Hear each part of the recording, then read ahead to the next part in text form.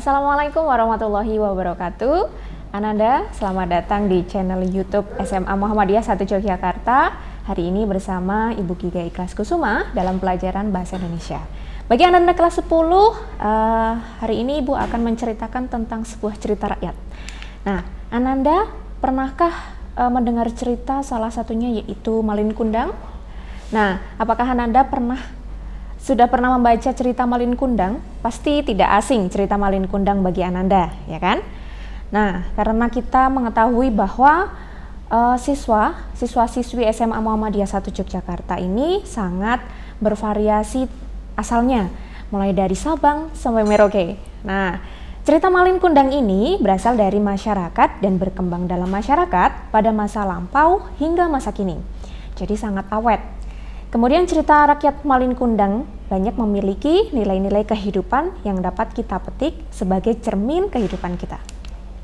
Nah, kata kunci supaya lebih paham tentang teks cerita rakyat, maka ada beberapa kata kunci yang bisa Ananda ketahui untuk mempermudah Ananda dalam memahami pembelajaran teks hikayat ini.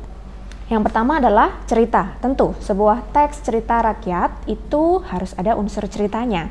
Kemudian ada masyarakatnya, karena ini berasal dari masyarakat, kemudian berkembang di masyarakat, maka teks cerita rakyat ini ada salah satu kata kuncinya adalah sebuah masyarakat. Kemudian cerita ini harus berkembang dari zaman dulu hingga kini harus tetap eksis.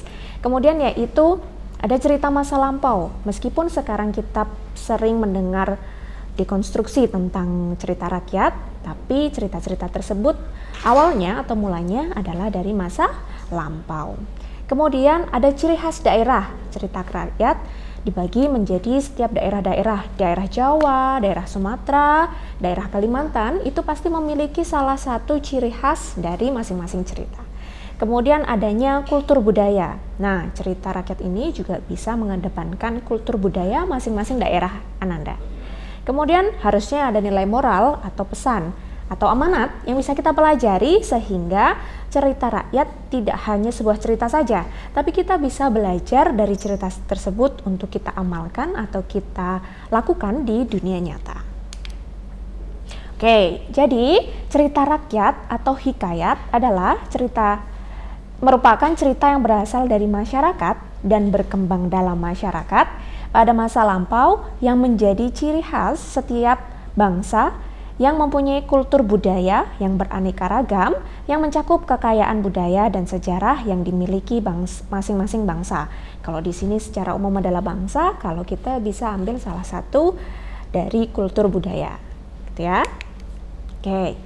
Nah, kita harus mengetahui karakteristik dari cerita rakyat atau hikayat ini. Yang pertama, Ananda harus percaya bahwa cerita hikayat ini ada beberapa kemustahilan, cerita-cerita yang istilahnya sulit dipikirkan oleh akal sehat, gitu ya.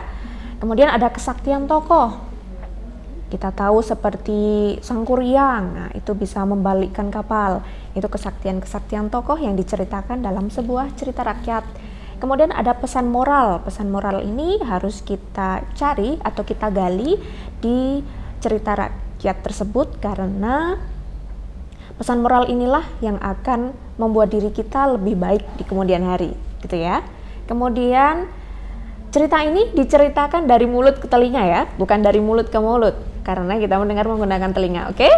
Nah, dari mulut ke telinga secara turun-temurun. Dari masa lampau hingga masa sekarang meskipun ada perubahan atau dekonstruksi atau perubahan cerita gitu ya, alurnya dibuat jenaka bisa, dibuat lebih dramatisir bisa gitu ya. Kemudian dikisahkan secara lisan. Dan yang terakhir adalah istana sentris. Istana sentris ini adalah sebuah cerita di mana biasanya kita mengetahui bahwa tokoh-tokoh ini adalah tokoh-tokoh yang tokohnya adalah seorang raja, seorang permaisuri dayang, begitu ya. Tujuannya cerita hikayat ini adalah untuk mengetahui tentang budaya, moral, dan juga nilai-nilai kehidupan, sehingga Ananda pasti bisa menciptakan sebuah pengalaman dari cerita tersebut. Kalau kita belajar dari si Malin Kundang yang fotonya sudah tersebar di dunia maya ya, yang ada batu gitu ya, ada batu yang sedang bersujud. Nah, itu dipercaya adalah sebuah batu Malin Kundang. Kita harus percaya bahwa kita tidak boleh durhaka kepada orang tua. Di Islam pun juga diajarkan untuk berbakti kepada orang tua. Nah, itulah adanya cerita rakyat itu untuk menuntun Ananda untuk memberikan pesan moral yang baik kepada diri Anda di kehidupan setelahnya. Nah, kita masuk kepada struktur umum teks cerita rakyat. Kita mengetahui adanya istilah-istilah yaitu orientasi, komplikasi, resolusi, dan koda. Orientasi yang sudah kita tahu yaitu adalah sebuah pengenalan atau cerita-cerita pengenalan. Di sebuah desa hiduplah seorang raja. Nah, begitu. Kemudian komplikasi sudah masuk kepada masalah atau konflik. Resolusi dan koda adalah sebuah penyelesaian dari konflik yang ditimbulkan. Nah, letaknya orientasi ada di awal biasanya karena kita tahu seperti istilah masa orientasi siswa itu letaknya adalah di awal pertemuan kan. Nah, begitu juga dengan letak orientasi ada di awal kalimat. Kemudian komplikasi berada di tengah-tengah paragraf atau di tengah-tengah cerita. Kemudian resolusi dan koda biasanya di akhir cerita. Oke, kebahasaan teks cerita rakyat. Perlu Ananda ketahui bahwa jika Ananda sudah mengetahui teks cerita rakyat atau hikayat, itu kan disampaikan secara lisan dan anonim. Nah, Ananda harus mengetahui bahwa kebahasaan teks cerita rakyat mencangkup beberapa kebahasaan. Yang pertama akan kita bahas yaitu adalah konjungsi temporal. Pernah Ibu memberikan gambaran terkait konjungsi temporal dari kata tempo. Karena kita mengenal kata tempo berarti ada hubungannya dengan waktu nih. Nah, konjungsi temporal ini adalah menghubungkan dua peristiwa yang berbeda berkaitan dengan waktu dan menceritakan urutan peristiwa atau kejadian. Salah satu contoh katanya atau beberapa contoh katanya adalah ada kata maka, sejak, hingga, ketika, lalu, selanjutnya, dan sebelum. Contohnya adalah maka berkeinginanlah istri Khojan Maimun untuk mendengar cerita tersebut. Contoh yang kedua, lalu Bibi Zainab pun pergi mendapat Bayan yang sedang pura-pura tidur. Kata-kata tersebut termasuk ke dalam konjungsi temporal. Masuk kepada kata arkais. Kata arkais, kalau Ananda pernah membaca sebuah teks hikayat, pasti Ananda sering menemukan kata-kata yang sukar untuk dipahami. Nah, kata-kata yang sudah jarang digunakan atau bahkan sudah asing tersebut disebut sebagai kata-kata arkais. Contohnya adalah cembul, titah, mahligai. Sering Ananda temui di cerita teks hikayat ya. Nah, makna dari kamus, dari kata yang pertama cembul itu adalah tempat tembakau terbuat dari logam. Kemudian titah itu perintah. Sering ya Ananda mendengar titah raja. Kemudian mahligai, tempat kediaman raja. Kalau zaman sekarang kita sering mendengar yaitu dengan kata mahligai rumah tangga begitu. Selanjutnya, nah di sebuah teks hikayat digunakan majas-majas yang membantu untuk keindahan teks hikayat tersebut. Yang pertama adalah majas antonomasia. Penggunaan majas ini berfungsi untuk membuat cerita lebih menarik dibandingkan menggunakan bahasa yang bermakna lugas, menyerang. Jadi majas antonomasia ini menyebut seseorang berdasarkan ciri atau sifatnya yang menonjol. Salah satu cirinya adalah salah satu contohnya adalah si miskin, laki bini yang rupa kainnya seperti di memah anjing itu berjalan mencari rezeki berkeliling di negeri antah berantah di bawah pemerintahan Maharaja Indradewi. Si miskin ini adalah salah satu contoh majas antonomasia. Selanjutnya adalah majas simile. Membandingkan suatu hal dengan hal lainnya menggunakan kata penghubung atau kata pembanding. Anda harus mengingat kata kuncinya adalah simile. Berarti menggunakan kata pembanding seperti laksana, bagaikan, dan bak gitu ya. Contohnya adalah seperti warna bendera bergambar senjata yang merebak dan dikibarkan sembunyi-sembunyi. Kita lanjut ke majas selanjutnya, yaitu majas metafora. Ananda pernah mendengar metafisika gitu ya. Nah, salah satu kata yang sama ada metafora di situ. Apakah majas metafora itu? Majas perbandingan yang menggunakan kata atau kelompok kata bukan dengan arti sebenarnya. Contohnya adalah Darko dianggap anak emas. Nah, anak emas apakah anak yang berupa emas? Tentu bukan ya. Kemudian Darko adalah tulang punggung keluarga. Apakah maksud dari tulang punggung keluarga? Pasti ada maksud lain gitu ya. Nah, majas-majas ini digunakan untuk memperindah sebuah karya teks hikayat. Lanjut ke majas personifikasi. Kalau Ananda pernah belajar bahasa Inggris, kata-kata person, nah seseorang gitu ya, orang begitu. Majas yang membandingkan benda yang tidak bernyawa menjadi benda yang hidup dan bernyawa.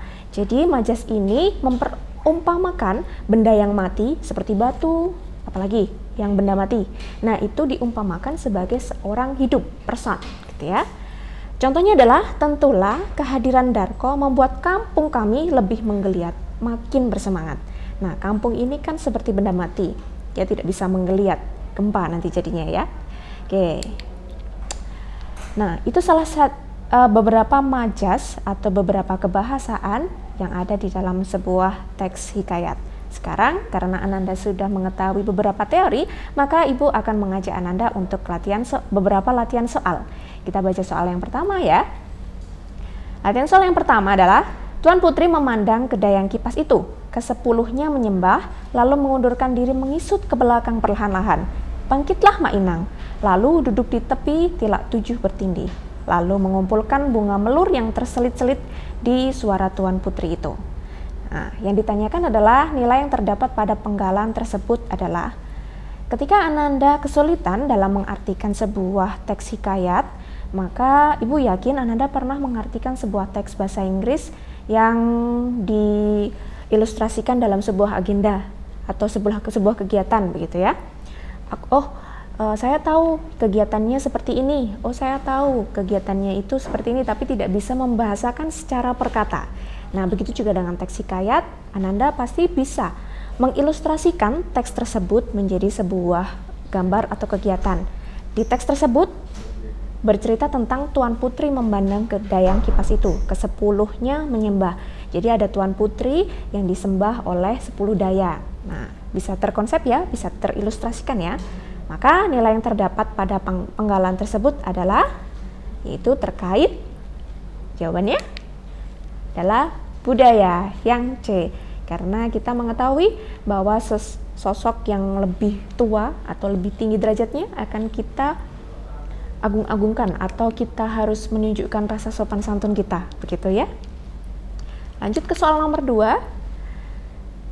Soalnya adalah, maka anak Kanda yang mulia Baginda, yang 2 orang itu pun sampailah usia 7 tahun dan dititahkan pergi mengaji kepada Mu'alim Sufyan. Sesudah tahu mengaji, mereka dititah pula mengaji kitab usul, fikih hingga saraf, tafsir sekaliannya diketahuinya. Kata yang mulia Baginda dalam penggalan hikayat di atas menggunakan majas. Tadi kita sudah belajar majas apa? Yang perumpamaan kata atau penyebutan seseorang, yaitu majas antonomasia, seperti si miskin. Ini kalau ini lebih tinggi, yang mulia Baginda. Oke. Baik, lanjut ke soal yang terakhir. Alkisah ini hikayat orang dahulu kala. Diceritakan orang yang mempunyai cerita ini kisah pelanduk jenaka pri bijaksana pandai, ia berbuat dusta segala binatang di dalam hutan rimba belantara. Demikianlah bunyinya. Sekali peristiwa ada seekor pelanduk, maka ia duduk kepada suatu rimba hampir dengan gunung Indrakila namanya. Disebut orang dan padang itu pun luasnya. Maka banyaklah pada tempat itu segala binatang marga satwa sekaliannya berhimpun di sana. Judul yang sesuai untuk penggalan hikayat di atas adalah, karena kita menemukan salah satu kata di situ, kita bisa ambil menjadi topik dan judul di situ. Apakah jawabannya? Yaitu hikayat pelanduk jenaka. Dari mana kata pelanduk itu disebut? Di kalimat nomor 3, demikianlah bunyinya sekali peristiwa ada seekor pelanduk. Nah, itu bisa digunakan sebagai salah satu contoh judul di sebuah teks hikayat. Baik Ananda, kita sudah selesai untuk mengulas sebuah materi yaitu teks hikayat dan juga beberapa latihan soalnya.